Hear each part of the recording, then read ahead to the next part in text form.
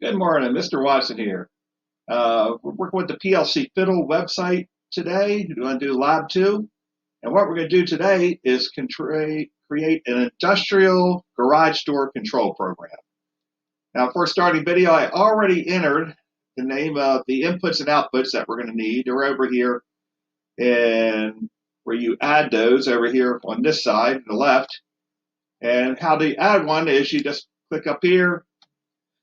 You just put what the name is. I'm just going to add an extra one for right now, button, and you click add. Easy as that. Because I don't need button, I'm going to click that off.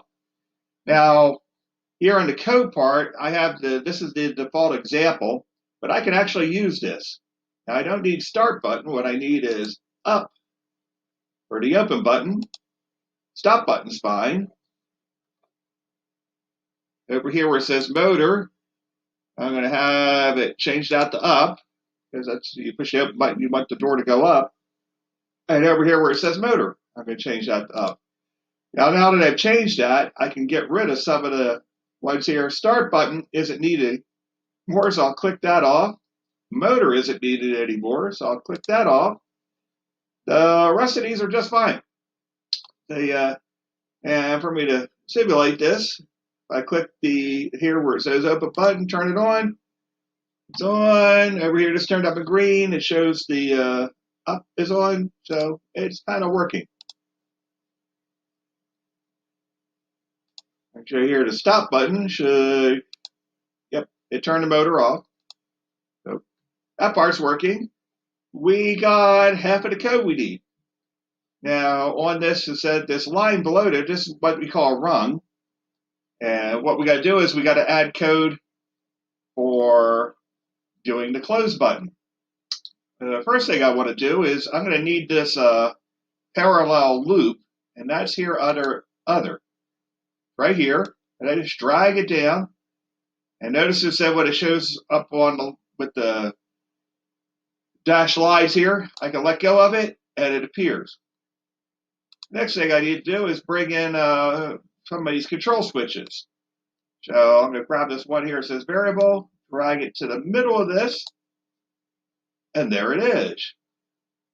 And also grab another one, stick it down here on the bottom, have that.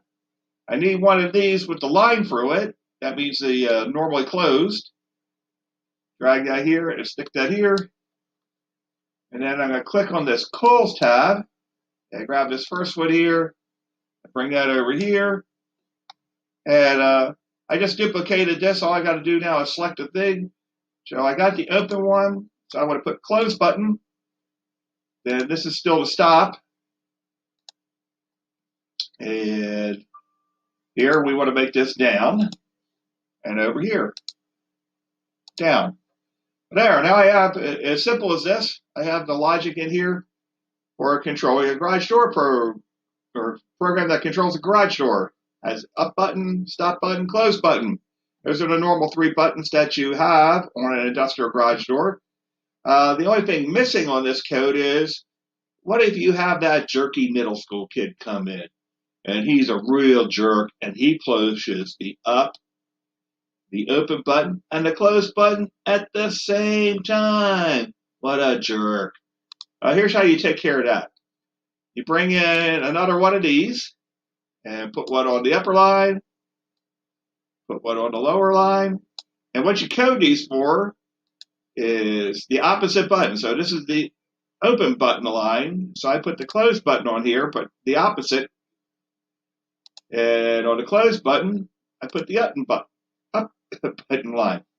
And the way this works, let me turn this on. Here, I got open, it's running up, everything's fine. What happens if I push the close button? It turns the motor off.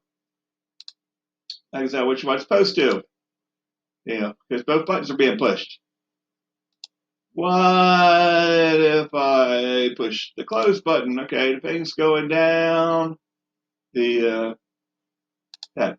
Now, there's some things I left off of this. Like I said, shall we have it coded for opening? Well, how does it know when it's all the way open? Well, that's where you have these up and down limits. So let me bring it in for that. So we'll put one on here, one down here. Oh, didn't quite get it.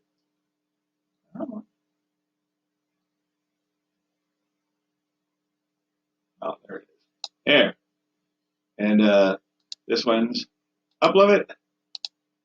This one's down limit.